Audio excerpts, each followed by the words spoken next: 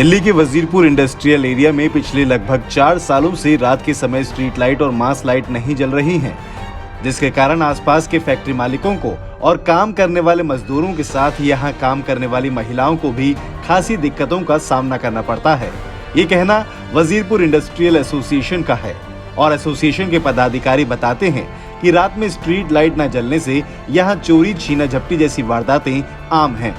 Association के पदाधिकारियों का कहना है कि उनके द्वारा यहाँ के विधायक, पार्षद और जोन अध्यक्ष को इसके बारे में कई बार अवगत करवाया जा चुका है, लेकिन कार्रवाई नहीं हुई।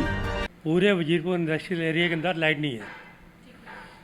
इसके अंदर 3 ब्लॉक है, A block, B block, C block, और 2500 के करीब मतलब यहाँ पे इंडस्ट्री है। और यहाँ पे रेजिडेंट जो झुग्गी झोपड़ी एरिया है वहाँ उसकी आबादी 1.5 लाख है। 45-50 हज़ार वोटर हैं। लेकिन पिछले 3-3.5 साल से जो ना हम, क्योंकि ये एरिया आ चुका है DSI DC के अंडर में, उनसे बार बार रिक्वेस्ट करी हमने, कई बार लेटर दिया उनको, तो उन्होंने कोई सुनवाई नहीं करी। फिर हमने टाटा पावर वालों से मिले, उनके यहाँ के जो डिस्ट्रिक्ट मैनेजर हैं श्री नवीन कुमार जी, वो कह रहे हैं हमारे बिल का भुगतान पिछले 3.5 साल से नहीं है।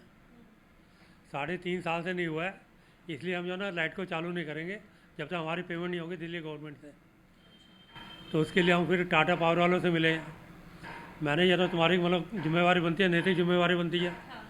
झुग्गी झोपड़ी एरिया या यहाँ रेजिडेंट है वहाँ पे मतलब तुमने लाइट प्रोवाइड करनी है, क्योंकि सेफ्टी सिक्योरिटी के हिसाब से भी जो ना रात को कोई मोबाइल छीन के भाग रहे, कोई यहाँ पे मतलब मर्डर हो रहे, वो सारी वारदातें मतलब ऐसी हुई, क्राइम मतलब काफ़ी मतलब बढ़े इसके अंदर।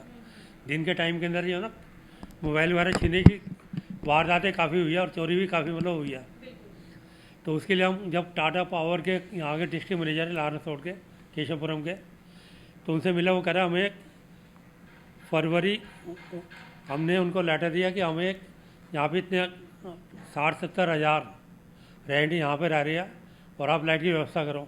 टाटा पावर में रिप्लाई दिया कि हमें मार्च 2019 से कोई इसकी एक मतलब पेमेंट नहीं आई है स्ट्रीट लाइट के लिए, तो इसलिए हमने इसको स्ट्रीट लाइट को बंद कर दिया है। फिर हमने राजेश गुप्ता जी को लेटर दिया, जो हमारे एरिया के प्रतिनिधि MLA साहब हैं। राजेश गुप्ता जी कहते हैं कि हमें जो एरिया DSI DC और ट्रांसफ़र नहीं हुए, कॉर्पोरेशन के पास है। मैंने 10 साल से कॉर्पोरेशन के पास तो नहीं है, वो तो आपके पास मतलब ट्रांसफ़र हो गया है। तो अगर हम देखते कार्रवाई करते हैं, लेकिन कोई कार्रवाई नहीं कर रहे। पिछले 3.5 साल से अंधेरे के अंदर जो है ना पूरा वजीरपुर डूबा पड़ा है। अभी तो जैसे सर्दी थी, सर्दी में दिन जल्दी छुप जाता है, जल्दी अंधेरा हो जाता है। 5:30 बजे भी अंधेरा हो जाता था और लेडीज़ भी जाती थी। यहाँ पर असामाजिक तत्व और स्नैचर्स किसी का मोबाइल खींच कर ले जा रहे हैं, किसी को परेशान कर रहे हैं, तो अंधेरे में वो अंधेरे का फ़ायदा उठाते हैं। इसी के लिए हम DSI DC के AE मिस्टर मुकेश कुमार जी से भी मिले थे। उन्होंने भी यही कहा कि हमारे पास MCD से पेमेंट नहीं आया, उस MCD के अंडर में है ये, और MCD इसकी पेमेंट करेगी, जबकि पूरा एरिया DSI DC को हैंडओवर हो चुका है।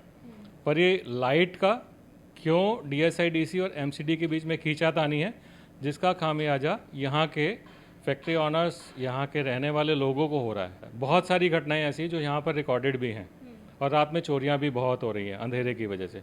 हमारी खुद की फैक्ट्री में भी चोरी हुई, जिसकी भी हमने FIR कराया था। अभी सब लोगों ने अपने फैक्ट्री के बाहर कुछ लाइट्स का इंतज़ाम किया है, लेकिन बस स्ट्रीट लाइट तो मेन रोड पर होती है। आप अपनी फैक्ट्री के आगे कर सकते हैं, पूरे रोड्स पर नहीं कर सकते। तो इसीलिए हमारी सभी से प्रार्थना है, DSI DC से, MCD से, कि लाइट्स का इंतज़ाम जल्दी किया जाए। वाइस चेयरमैन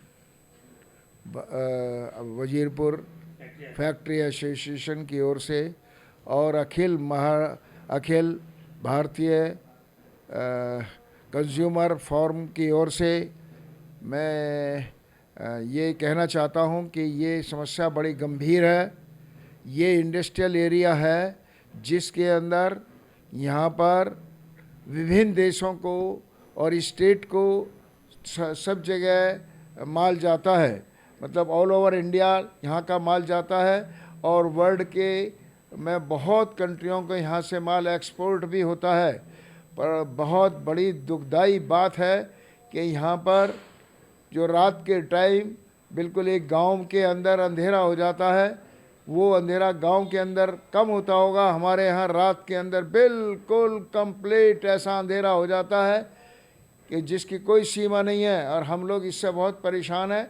यहाँ पर चोरी चारी डकैती बदमाशी इतना ज़्यादा हो गई है विभिन्न 4 सालों के अंदर, जिसकी कोई सीमा नहीं है।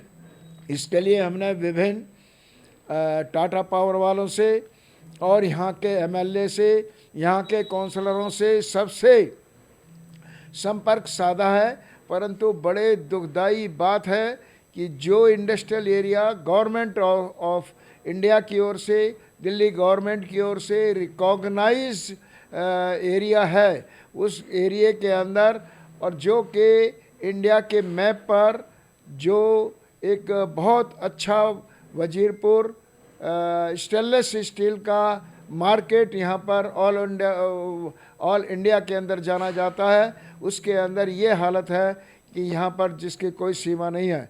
कि जिस एरिया में लेबर घर जाते हुए सुरक्षित नहीं है, हम सैलरी देते हैं और उन्हें डर लगता है कि अंधेरे की वजह से उनको ही पकड़ लिया जाएगा, और एक जो फैक्ट्री ओनर है वो शाम को 5 बजे या 6 बजे के बाद जैसे सर्दियों में अंधेरा हो जाता है, उसे भी डर लगता है कि कहीं उसकी गाड़ी रोक के अंधेरे की वजह से या किसी और वजह से, और बहुत सारी चीज़ें यहाँ पे होती हैं जिनका हमने सब डिपार्टमेंट्स में चर्चा भी करी है, मीटिंग्स भी करी हैं, हमारी एसोसिएशन ने भी उन्हें उठाया है।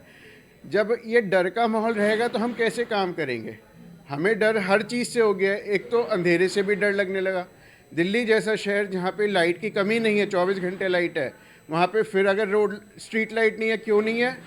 अभी प्रधान जी ने बताया, अभी अश्विनी जी ने बताया, अगर ये आपस, हम तो पूरा पैसा बिजली का बिल भर रहे हैं जिसपे 7.5 रुपये यूनिट देते हैं और 7.5 रुपये ऊपर से दे रहे हैं, जिसका कि टैक्स के जिसके नाम पे लेते हैं आप लोग, फिर भी अंधेरा है, ना लेबर आने को तैयार है रात को, ना मालिक जाने को तैयार है, तो कैसे काम होगा सर बताइए आप? हमारी टीम है जो नाइट में यहाँ पे सर्विलांस पे रहती है, गश्त करती है, तो कई बार ऐसा होता है अंधेरे का फ़ायदा उठा के चोर भाग जाते हैं, सामान छोड़ के भाग जाते हैं, लेकर भाग जाते हैं, तो इस टाइप की हमें ना परेशानी होती रहती है। अगर प्रॉपर लाइट हो, दूर से हमें दिख जाए तो अच्छी सर्विलांस रहे यहाँ पे। पेट्रोलिंग करते वक्त अगर लाइट नहीं है तो उनको टॉर्च के ज़रिए या अपनी बाइक की लाइट के ज़रिए उनको देखना पड़ता है कि मान लीजिए अगर कोई चोर है, वो उसको फिर हम टॉर्च के ज़रिए तो सिर्फ कंपनी का गेट या एक लिमिटेड एरिया ही देख सकते हैं ना। अगर स्ट्रीट लाइट होंगी तो स्ट्रीट लाइट से हमारे को ये फ़ायदा होगा कि अगर हम दूर से भी है तो हमारे को स्पेशल उसके ऊपर लाइट मारने की ज़रूरत नहीं है, हमारे को ओवरऑल हम नज़र रख सकते हैं। इस बाबत हमने केशवपुरम जोन चेयरमैन योगेश वर्मा से भी बात की, सुनिए।